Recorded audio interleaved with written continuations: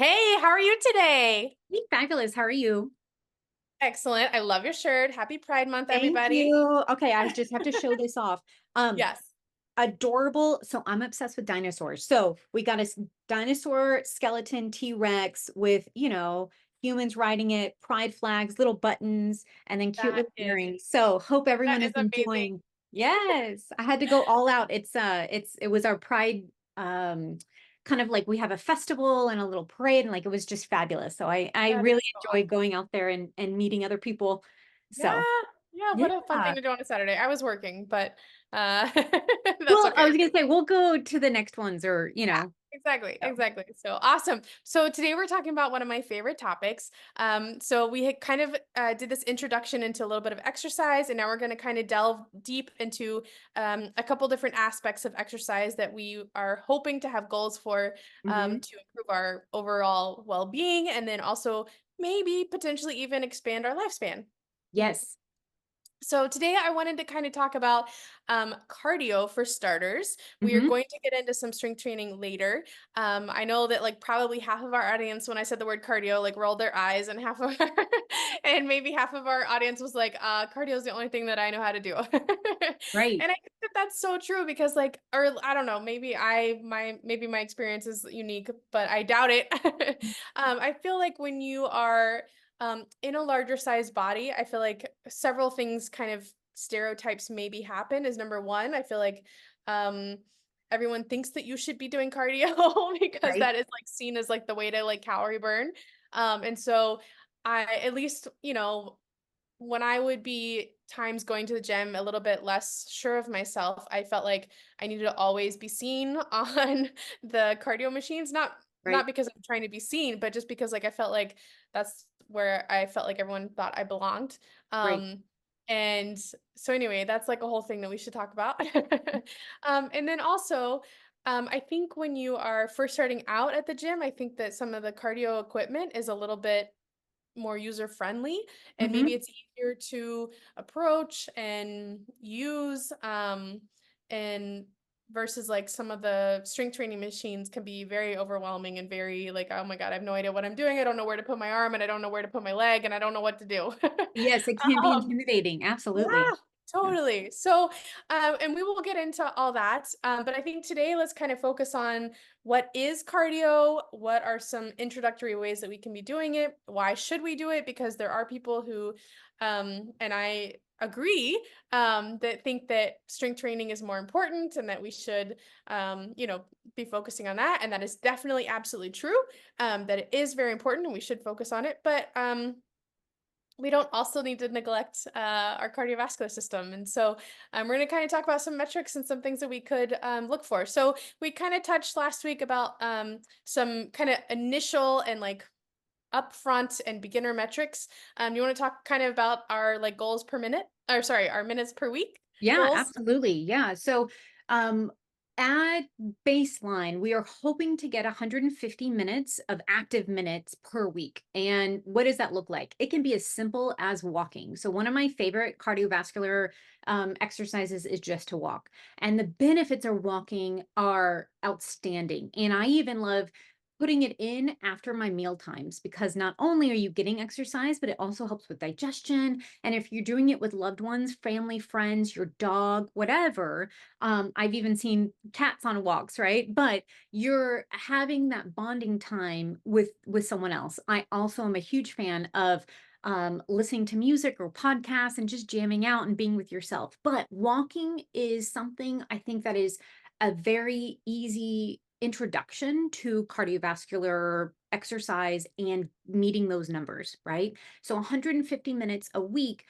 can easily be broken down into 30 minutes, 5 days a week, even smaller if you need that. I have some patients that started off with doing cardiovascular exercises only 5 minutes at a time because they were really concerned that they couldn't make it anything longer. So we kind of broke it up and did intervals throughout the day until they felt like their cardiovascular health was improving and they had a little bit more confidence in themselves and they can go longer, etc. But walking, I think, is a great start. Most people have shoes that they feel comfortable walking in. So again, it's low or not an expensive way, right, to already go outside and start walking if you're afraid of maybe going to the gym or putting a monthly uh allowance, right, to go Yeah. to or paying for a gym membership or something like that. So walking is one of my favorites. 150 minutes a week, consider walking. What are your thoughts? Yeah, I think it's a awesome, awesome, fantastic start.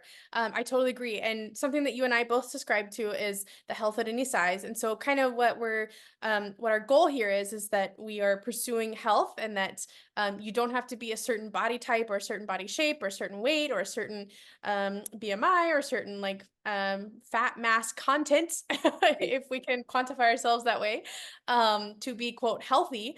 But one of the signs of health is a very robust, strong cardiovascular system. And so this is Mhm. one of the ways that we can exercise our cardiovascular system and help improve it, so that we can continue pursuing optimal health regardless of our body size. Absolutely. Yep. So what are some of the ways that we can improve, kind of like, you know me, I love numbers and I love spreadsheets and I love, and so this might be something that is like not of interest to some of our audience, but I know some of them are like me and they do like numbers. And so when we're talking about like metrics, everything I'm about to say, you do not have to think about or consider or whatever, but some this kind of talks about like why it's so important, is there's a metric called VO2 max, and what that is it is the amount, the volume, that's what the V in VO2 max stands for, the volume of oxygen that you are able to consume um, as your body is exercising. And the max part is like when you are at maximal exercise, that you can do aerobically. How much oxygen is your body taking out of the air and then actually consuming? The rate that that occurs is your VO2 max, or that's your VO2, and then the max amount is your VO2 max. And so Right. it's super important because this is a metric that is used in exercise science and research and those kinds of things. And so you don't actually need to know your VO2 max if you don't want to, but we use it in research studies to um, discuss other metrics. And so something that I think is just like crazy, crazy, crazy important, that improving your VO2 max is one of the single greatest things that you can do to improve your lifespan. In Mhm. fact, the increase in all cause mortality by going from a very low VO2 max to going to above average VO2 max is greater than smoking cessation, which is like so insane because I feel like we think about like smoking cessation as like the number one thing that you can do for your health. When in Mhm. reality, like improving your cardiovascular system, improving your heart and lungs, like improving your ability to do cardio exercise is actually more important for your longevity and more important for your health span and more important for whenever we talk about like health at any size, like that healthness, how to find out, am I healthy? Am I pursuing health at whatever size that I am? Is it, am I improving my cardiovascular system? And Right. so I think that it's super, super important. And those types of metrics help us quantify if it is important and if we are improving. And so that's one thing that's like pretty cool that we can. If you want to, you can measure it, but that just kind of shows you that when people who do measure it, like it is so, so, so important that we exercise our cardiovascular system. And that happens through cardio exercise. So things like walking, and, you can even progress from there. You go jogging on a treadmill, you can do an Mhm. elliptical, you can do a stationary bike, you can do a real bike. Don't get in an accident, please wear your helmet. Hiking, um, kayaking. I mean, there's so totally, many totally. cardio exercises that people find because I think they get stuck into when we say cardio, they think running, right? Yeah. Automatically, people are like, "Oh, I don't like running." I'm like, "Oh, that's literally one of 100 exercises. Let's Yeah. choose something else," right? Yeah. And Um, hiking is so, so good for you because mhm, a lot of times hiking involves like walking up hills, and possibly potentially wearing a backpack, which can also mhm. be like in the film, in the realm of rucking, which is super, super also Yes. has a lot of data behind it as far as improvements. And so absolutely, and it's not something that's challenging to do. Like, it's, I mean, it can be challenging. I Yes. shouldn't say that, but it's not something that's like has a high barrier to entry is what I meant by challenging. Like, it's, anybody can go hiking. You just walk outside. Right. Right. So it's, yeah. So And it last year when I was getting, I think ready for our trip to yeah, Kilimanjaro and I was trying to build my cardiovascular because I was not in good shape. yeah, I same. started with walking, right? And then I gradually pushed myself. And then one of my favorite things was we had this huge hill Yeah, in the city. And then I just started walking up and I yeah. was winded and I had to Yeah, stop. And then I just kept going and I was winded, had to stop and kept going. And then you do that 3 times a week, right? And all of a sudden, a couple weeks later, I'm now walking up without having to stop. And then a yeah, couple weeks later after that, I'm adding a backpack with weights in it, and then yeah, I'm really going through. So as your cardiovascular system improves and the heart is a muscle, and so it continues to get stronger when you work it out, just like arm muscles, leg muscles, etc. And the amount of blood that's able to push out and yeah, oxygenate the rest of your body improves as well, right? yeah, And so that's what we're talking about with cardiovascular fitness. And so yeah, now I'm no longer as winded when I'm yeah, doing these intense exercises like I used to be, right? I wouldn't even be able to make it up the hill. I stopped 6, 7 times, and yeah, now I'm able to go up in one thing. yeah, That is a easier, I think, way to kind of understand what we're trying to get at of like, oh, now my heart is more fit. And in the meantime, you also gain muscle in your legs, right? And totally, you totally, happen totally. to improve other things in our overall health and wellness of your body. But if those people that maybe get kind of bogged down or scared from those scientific numbers like VO2 max, and Yeah, we're gonna sneak in zone 2 training and yeah. talk about that for a second. But even if you don't want to wear a fancy watch or figure out your heart rate or anything like that, Or it's a mask. right, exactly. It's a, oh, hey, I'm doing better this week than I was 2 weeks ago. And like And noticing exactly. those small improvements. Yeah. And those small improvements, like I walked up this hill last time and I had to take 4 breaks, and now I'm walking up and I'm not as winded. You have just Mhm. improved your VO2 max. That is what Yes, VO2 max is. That is the effect of improving your VO2 max. So if you absolutely. are doing something that you are less winded than you were previously, you have improved your VO2 max. You have taken yourself from wherever you are in your whichever quartile you are against the Mhm. population, and you have improved your potential lifespan and you decrease your Yes. all-cause mortality. Yes, absolutely. And it gives you those little wins. And it's so Totally. encouraging to go, wow, I'm doing so much better. And like, I just started walking. Like, Yeah, who knew? Right. So let's talk a little bit about other metrics. And I mentioned zone 2 absolutely, training. It's the absolutely. bane of my existence because You and what me does that both. mean? So I do wear a watch. This is a Garmin. So when I go walking or hiking or running or anything like that, I'm also watching my heart rate. Depending on your maximum heart rate, and usually we take something like 220 beats per minute, subtract your age, and that should be roughly around your maximum heart rate. Then we take a percentage of that to give you certain heart rate zones. Zone 2 is the aerobic or cardiovascular right zone that a lot of people will train in. The Yeah, problem, or I'm not going to say problem, but the difficulty with zone 2 training for me is that when I try and run, my heart rate goes much higher than zone 2, right? It's now in zone 4 because I'm working very hard to make myself run. But in order to stay in zone 2, it's all about cardiovascular health, that aerobic health, getting that VO2 max increased, and really training your heart. So sometimes you actually have to pull back on the intensity of exercise to stay in that zone. What are your thoughts on zone 2 training? absolutely. Absolutely. So basically, first let's back up. What is zone 2? And so if you wear like a Fitbit or, any of the gazillion different fitness trackers, they are going Mhm. to tell you based on max heart rate, either A, that's calculated by your age, as you just mentioned, or perhaps like the max that you've ever done. So for Right, example, if your max heart rate is, one number that's based on a calculation of your age, and then, maybe one day you're working out really, really hard and you actually exceed that, well, then that's your new max heart rate. right. But so basically it can be a calculation that is typically, it depends on who you ask, but somewhere between from 60 to 70% of your max heart rate.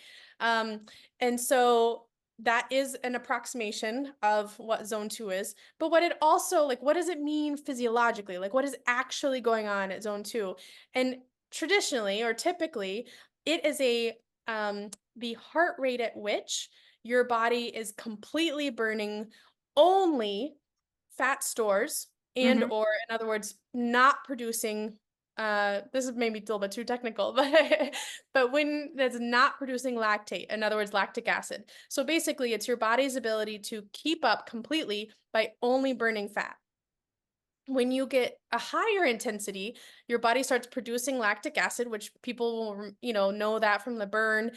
Mhm. Um, and additionally, you are having to pull in other energy stores than burning your own fat. And so, on one hand, we all want to be fat burners, so I think that's great on one hand. But the other hand is that exercising right at that peak, like spending a lot of time at the top of zone 2, Mhm. um, makes your body practice using those fat stores and then also optimizing using those Mhm. fat stores. So in other words, increasing the number of mitochondria you have. And we all remember that from like high school biology. Mitochondria is the powerhouse of the Our cell. house.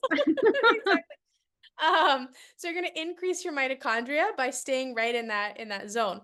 And so on one hand, it's like a very low intensity aerobic workout. So it's like things like walking. And honestly, if I can't even briskly walk, I get out of zone 2. Yep. So maybe some of our audience members will relate to that, or maybe they're like rolling their eyes, like, "Oh my God," hearing that.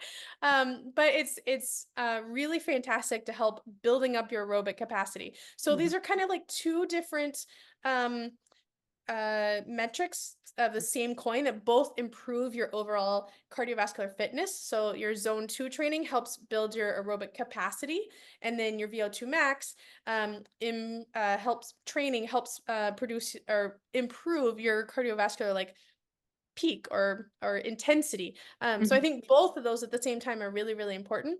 And they are both from two different types of cardio that you can improve that standing, which helps your heart, helps your lungs, helps your whole cardiovascular system, all your blood pumping, all your blood vessels. And it's amazing. Absolutely. And so both of these zone 2 heart rate training and or VO2 max, or even just not paying attention to numbers at all and just paying Totally. attention to your effort, right? And like windedness and oh my gosh, that was really difficult hill, etc. No matter where we're starting, everyone should be doing something, Yes. right? So it's as little as what brings me joy to move my body in which I'm improving, right, the health of my heart. And that Yes. could be stand up paddleboard, right? Yeah. That could be kayaking, that can be walking, rock climbing, whatever we need to do. I want you to find something that you enjoy doing because if you don't like running, running is Don't run. going to bring you nothing but grief and like heartache, and you're like, you're going to hate it Yeah. and you're never going to want to do it. Don't become a runner. Yeah. Perfect, right? Yeah. Um, I I personally cannot rock climb. I have no upper body strength, but I have friends that do and love it. And so Yeah.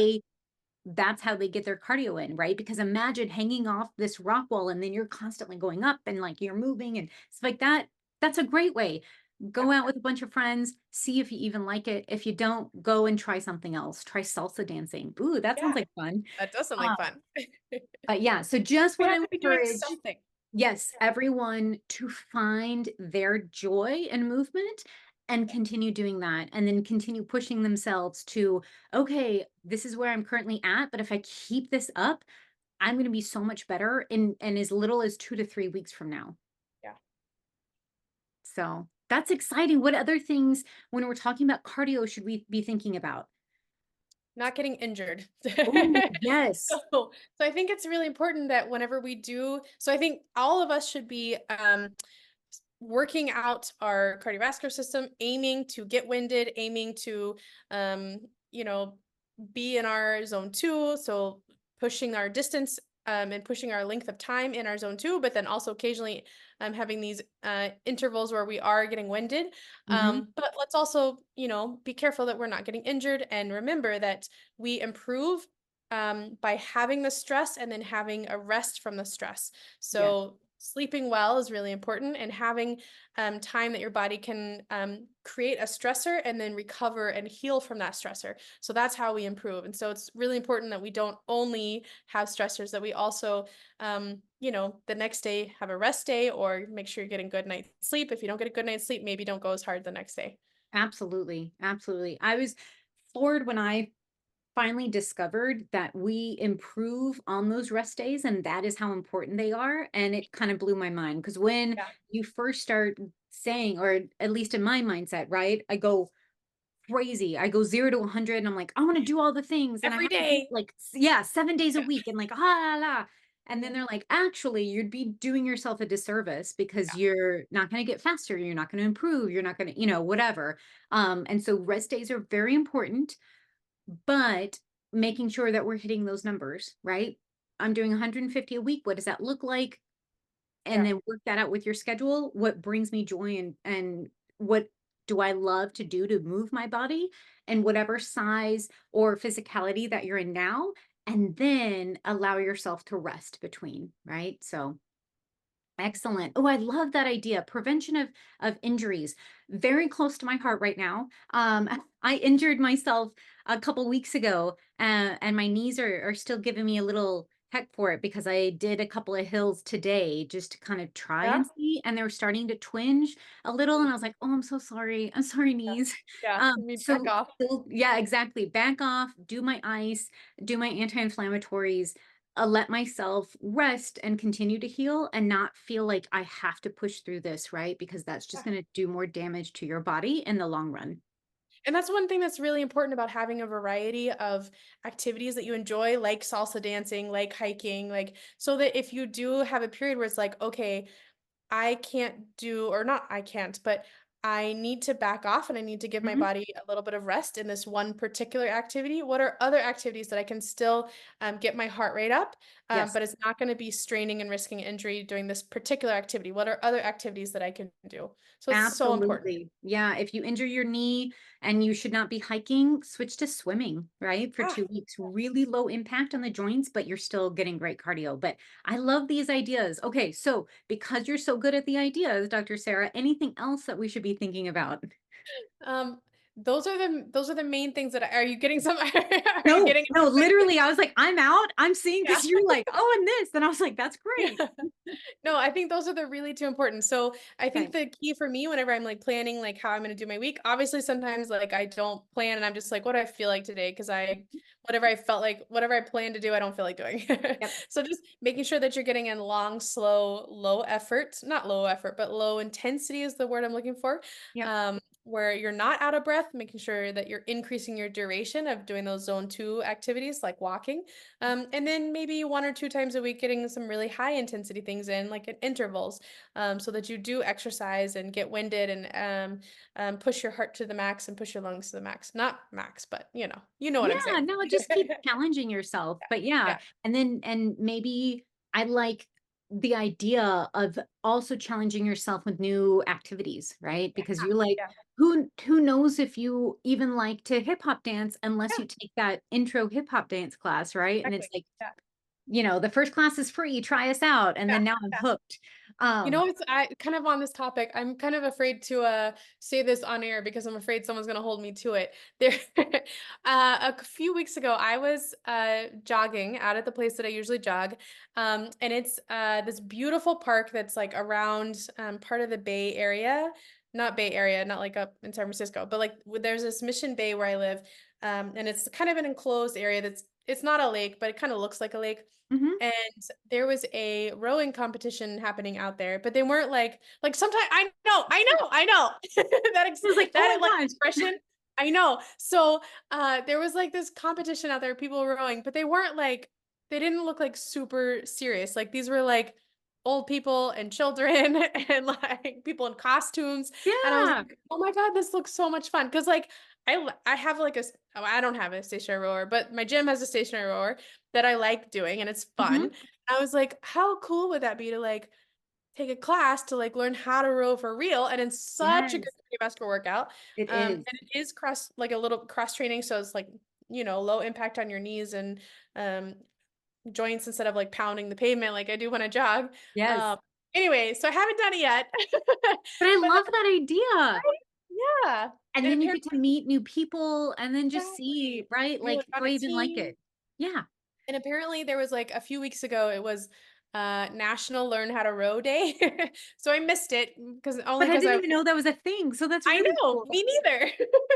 But I was looking on the website, I was like, "I wonder how you, like, find, like, a rowing club," and, like anyway, so I found one, there's one in San Diego, and they had this, like, National Learn to Row Day. It's passed, but I was like, "How cool would that be to, like, go to that when they're, like, expecting to have newbies and, like, welcoming," and so anyway, Right.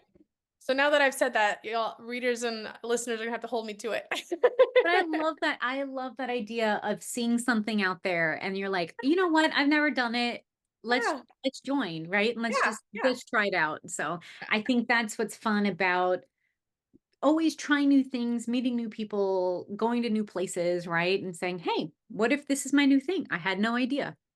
yeah. So Mm. awesome. Well, you're going to have to keep us updated because we do not have a rowing group or club here. So I am very jealous, but I was like, that Probably just ice sounds like skating. so much fun. Yeah. Yes. Maybe I'll take up ice hockey in the Yeah, winter. there you go, there you go. So, all right, for all of you out there, I want you to try something new. Get out and do something new from cardio. Drop us a comment about what you've done this week, or what you enjoy doing, or what sort of cross training activities that you like to do to get your heart rate up. Yeah, because if we haven't tried it and you let us know about it, we might just try it next. So, Yeah, alrighty, absolutely. guys, we'll see you later. Have a good one. See you next week.